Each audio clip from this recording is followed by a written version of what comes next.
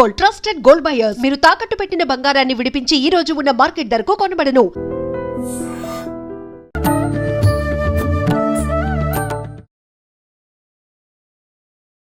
నమస్కారం, welcome to I dream. ధర్మ మార్గం విత్ విజిత కార్యక్రమానికి స్వాగతం. ప్రస్తుతం మనతో పాటు ఉన్నారు మహాబగల్ అఘోరా తంత్రి బ్రహ్మశ్రీ వెనంపల్లి నిశాంత్ శర్మ అవధాని గారు. ఇప్పుడు వారితో మాట్లాడి మరిన్ని విషయాలు తెలుసుకుందాం. నమస్కారం అండి. మహాదేవ. మనకి జూలై 6న అనుకుంటా తొలి ఏకాదశి రాబోతోంది. తొలి ఏకాదశి నుంచి మనకి ఇంకా పండుగలన్నీ ప్రారంభం అవుతుంటాయని చెప్పి భావిస్తూ ఉంటాము. మనకు మామూలుగా మన సనాతన ధర్మంలోనే ఏకాదశికి చాలా గొప్ప ప్రాధాన్యత ఉంది. అందులోనూ తొలి ఏకాదశి అంటే ఇంకా చాలా ప్రాధాన్యమైందిగా భావిస్తూ ఉంటాం. ఆ రోజు నుంచే మనకు చాతుర్మాస దీక్షలు కూడా ప్రారంభం అవుతుంటాయి. వాటి గురించి తెలియజేయండి. చాలామంది అంటారమ్మా, ఏకాదశి రోజున స్వామివారు యోగ నిద్రలోకి వెళ్తున్నారు అని చెప్పేసి అని అంటారు. ఒక విధంగా అది వాస్తవమే, వాస్తవమైతే కాదు. కాకపోతే ఏంటి అని అంటే, శివాయ విష్ణు రూపాయ శివరూపాయ విష్ణవే శివస్య హృదయం విష్ణు విష్ణోస్య హృదయగం శివ అన్నది శాస్త్రం. ఎప్పటి నుంచి మనకు ఈ తొలి ఏకాదశి నుంచి మొదలుకొని కార్తీక అమావాస్య ఎండయ్యే వరకు, అవునా, ఆషాఢం, భాద్రపదం, ఆశ్వయుజం, కార్తీకం, చాతుర్మాస్యము విన్నారా? ఆ రోజు స్వామివారు యోగాలోకి వెళ్తారు, అంటే ధ్యానంలోకి వెళ్తారు. దీని ముందు ఈ శ్లోకం అందుకే చెప్పా, శివాయ విష్ణు రూపాయ. శివుడు ఈశ్వరుడు ఇద్దరు కలిసి ధ్యానంలో కూర్చుంటారు. శివుడు నిత్యంగా తన మనసులో నామస్మరణ చేసేది అష్టాక్షరీ మంత్రము. నారాయణుడు తన మనసులో నిత్యంగా ఆచరించేది పంచాక్షరీ మంత్రము. అందుకోసమే శివకేశవులు ఒక్కటే అన్నది మన శాస్త్రం, అవునా కాదు? అయితే ఈ స్వామివారు ఇద్దరు కూడా కలిసి ధ్యానంలోకి వెళ్ళిపోతారు. ధ్యానంలోకి వెళ్ళినప్పుడు అప్పుడు ఏం చేస్తారంటే, సాధువులు, యతీశ్వరులు, ఋషి పుంగవులు, ఆఖరికి పశువులు పక్షులు కూడా చాతుర్మాస్య దీక్షము ఆచరిస్తుంది కార్తీక మాసం వరకు. ఇంకా చదువుకునే విద్యార్థులు ఉన్నారు, మంచి చదువు రావడానికి గురుతత్వ పూజలు కూడా మనకి ఇప్పుడే ప్రారంభమవుతాయి. గురు పౌర్ణమి, వ్యాస పౌర్ణమి, ఒక్కొక్క మాసంలో ఒక్కొక్కటి వస్తుంది, అవునా? మనకు ఈ ఆశ్వేజంలో మన ఆషాఢంలో గురు పౌర్ణమి, తర్వాత వ్యాస పౌర్ణమి. ఇప్పుడు ఈ గురు పౌర్ణమి వ్యాస పౌర్ణమి కాదా? కాదు తల్లి, అది వేరు ఇది వేరు. అది వేరు ఇది వేరు. వ్యాస పౌర్ణమి వేరు, గురు పౌర్ణమి వేరు. ఇప్పుడు ఈ గురు పౌర్ణమి రోజు ఆరాధించాల్సింది ఎవరుని? మామూలుగా అయితే అందరూ సాయిబాబాను ఆరాధించాలా? దత్తాత్రేయుల వారు విన్నారా? దక్షిణామూర్తి, మేధా దక్షిణామూర్తి విన్నారా? అయితే దత్తాత్రేయుల వారు మేధా దక్షిణామూర్తి. తర్వాత మనము నిత్యంగా చదువు చెప్పే గురువు, మనకు చదువు చెప్పిన గురువు ఆరాధన చెయ్యాలి. అది కూడా ఎలా అంటే తల్లి, గురు పౌర్ణమి రోజున గురుమూర్తులు ఎవరైతే ఉన్నారో ఇంటికి తీసుకువచ్చి గురుపాదుక పూజ అని ఉంటుంది. గురుపాదుక పూజ ఆచరిస్తే అద్భుతమైనటువంటి ఫలితం మనకు వస్తుంది అన్నట్టు. అయితే ఈ చాతుర్మాస్య దీక్ష మనకు ప్రారంభమయ్యేది తొలి ఏకాదశి నుంచి ప్రారంభమవుతుంది.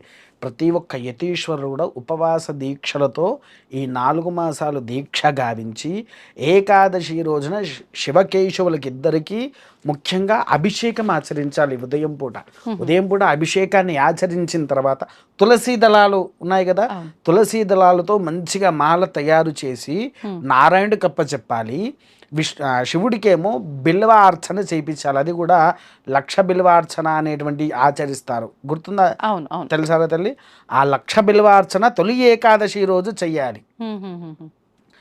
ఈ తొలి ఏకాదశి రోజు సాధ్యమైనంత వరకు ఏ మానవుడైనా సరే ఉపవాసములోనే ఉండాలి.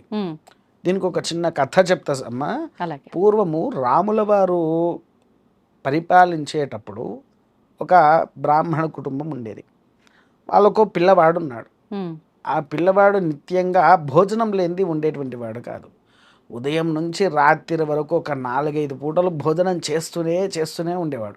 వాడికి భోజనం పెట్టలేక తల్లిదండ్రులు ఏం చేశారు, వీడిని తీసుకుపోయి వేద పాఠశాలలో వేస్తే సక్రమంగా తయారవుతాడు అనే ఉద్దేశంతో తీసుకుపోయారు. వేద పాఠశాలలో వేశాడు. వేద పాఠశాలలో వేసేటప్పుడు ఈ పిల్లవాడు గురుగారిని అడుగుతున్నాడు, గురుగారు నాకు 3 పూటలు భోజనం పెట్టాలి అని అంటాడు. 3 పూటలు అనగా సరే పెడతా, ఉదయం పాలు ఉంటాయి, తర్వాత అల్పాహారం ఉంటుంది, మధ్యాహ్నం భోజనం ఉంటుంది, రాత్రి భోజనం ఉంటుంది, ఆ భోజనాన్ని తినేసేయండి సరిపోద్ది అని అన్నాడు. అలా అలా గడిచిన ఒక రోజున ఏకాదశి వచ్చింది. ఏకాదశి రోజున ఈ పిల్లవాడు అందరూ అటు ఇటు తిరుగుతున్నారు, పూజలు చేస్తున్నారు, ఎవ్వరేమి కనీసం పాలిస్తా అన్నారు కదా ఉదయం పూట, పాలు లేవు, అల్పాహారం ఉంది, అల్పాహారము లేదు. ఏం చేయాలి, ఎవరిని అడగాలని పోయిండు గురుగారి దగ్గరికి వెళ్ళి, గురుగారండి నాకు ఇవాళ భోజనం లేదు అంటే, భోజనం ఇవ్వాలి ఎందుకు ఉంటుందిరా, ఇవాళ ఏకాదశిరా అంటే, నాకు అవన్నీ ఎందుకు గురుగారు, మీరు ఏం చెప్పారు, నాకు 3 పూటలు భోజనం పెట్టాలి అని అన్నా, మరి నాకు భోజనం పెట్టాలి కదా అంటే, సరేరా నాయన నీకేం కావాలి చెప్పు అంటే, నాకు వంట వండుకోవడానికి సామాన్లు ఇవ్వండి నేను పోయి వండుకుంటా అంటాడు.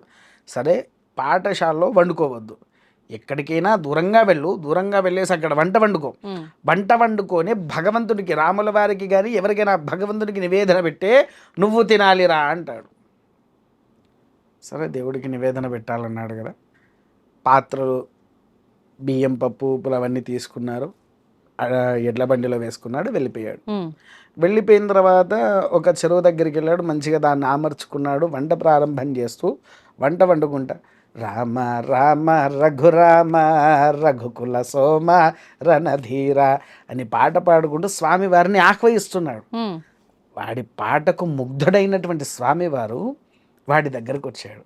ఏం నాన్న ఎందుకు పిలిచావంటే, మా గురుగారు చెప్పారండి మీకు భోజనం పెట్టిన తర్వాతనే నన్ను తినమన్నారు అని చెప్పేసి అన్నాడు.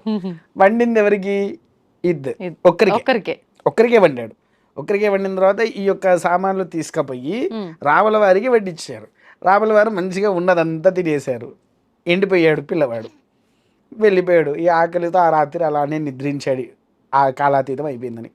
మళ్ళీ ఏకాదశి వచ్చింది. గురుగారండి నాకు పోయినసారి ఒక్కరికే ఇచ్చారు సామాన్లు, నాకు ఈసారి ఇద్దరికి ఇవ్వాలి అని అంటాడు. సరే తీసుకుపోరా అంటాడు. మళ్ళీ పోతాడు, రామ రామ రఘురామ రఘుకుల సోమ రణధీర అని పాట పాడితే రాముల వారు ఒక్కడు రాకుండా రాముడితో పాటు లక్ష్మణ్ని తీసుకొని వచ్చాడు.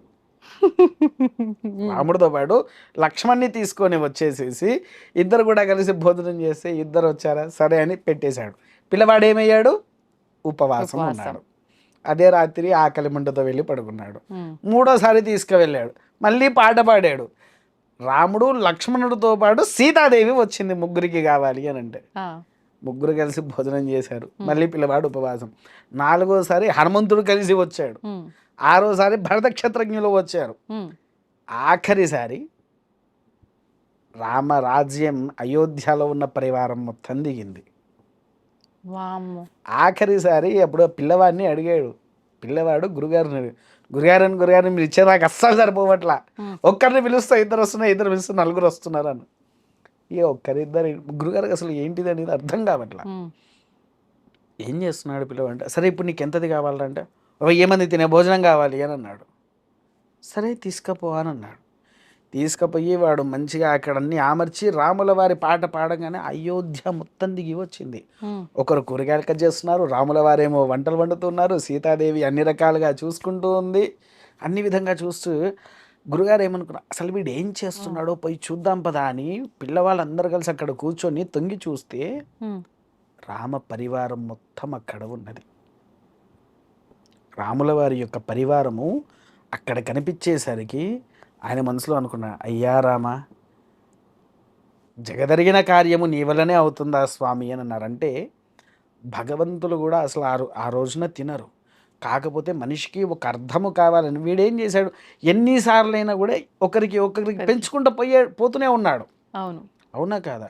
అందుకోసమే ఏకాదశి రోజున ఎవరైతే ఉపవాసం ఆచరిస్తారో ప్రతి ఒక్కరికి ఆ భగవంతుడి యొక్క అనుగ్రహాలు ఎన్ని శక్తితత్వ రూపాలు ఉన్నాయో ప్రతి ఒక్కటి మన మీదికి చల్లని చూపులుగా ఉంటుంది తల్లి. అందుకోసమే ఏకాదశి అనే దానికి అంత విశేషమైనటువంటి ఫలితం ఉన్నది. అది తొలి ఏకాదశి అని కాదు, ప్రతి ఒక్క ఏకాదశిని ఆచరించే క్రతువు. అయితే మీకు ఇందులో ఇంకో విషయం చెప్పమంటారా? ఇప్పుడు మీరున్నారు, మీ ఇంట్లో దేవుడిని ఎప్పుడు శుభ్రం చేస్తున్నావు తల్లి?